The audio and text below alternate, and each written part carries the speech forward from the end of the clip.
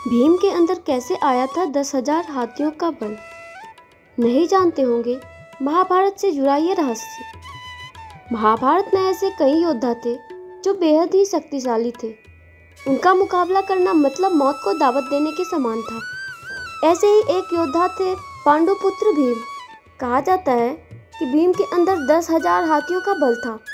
लेकिन क्या आप जानते हैं कि एक साधारण मनुष्य की तरह दिखने वाले भीम के अंदर इतनी शक्ति आई कहाँ से? यकीनन इस रहस्य के बारे में बहुत कम ही लोगों को पता होगा। कहते हैं कि 10,000 हाथियों की शक्ति की बदौलत ही भीम ने एक बार नर्मदा नदी का प्रवाह रोक दिया था। भीम के अंदर इतनी शक्ति आने के पीछे एक रोचक किस्सा है। इसके अनुसार भीम बचपन से ही काफ़ी शक्तिशाली थे। वह दौड़ने में, निशाना लगाने या कुश्ती लड़ने में, सभी खेलों में धृतराष्ट्र के पुत्रों यानी कौरवों को हरा देते थे।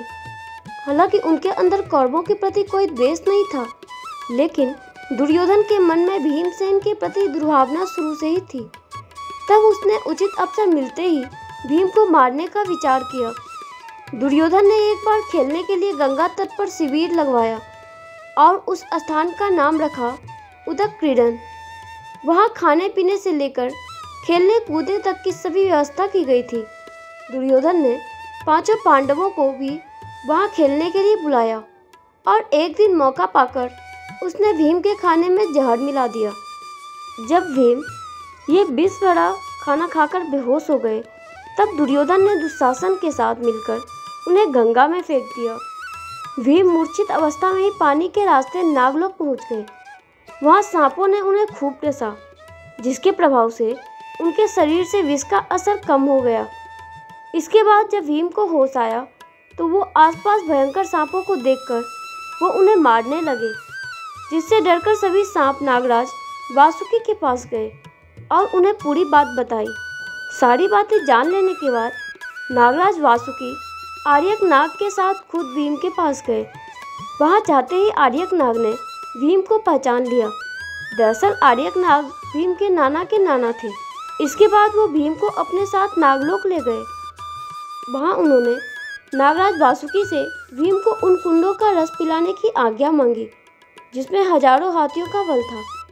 बाद में नागराज वासुकी ने इसकी आज्ञा दे दी और तब भीम 8 कुंडों का रस पीकर एक दिव्य सैया पर सो गए। नागलोक में भीम 8 दिनों तक सोते रहे और जब वो जागे तो उनमें 10,000 हाथियों की शक्ति आ गई थी। बाद में वो हस्तिनापुर पहुँचे और माता कुंती और अपने भाइयों को दुर्योधन द्वारा विष देकर गंगा में फेंकने और नागलोक में जो कुछ भी हुआ सारी बातें बताई।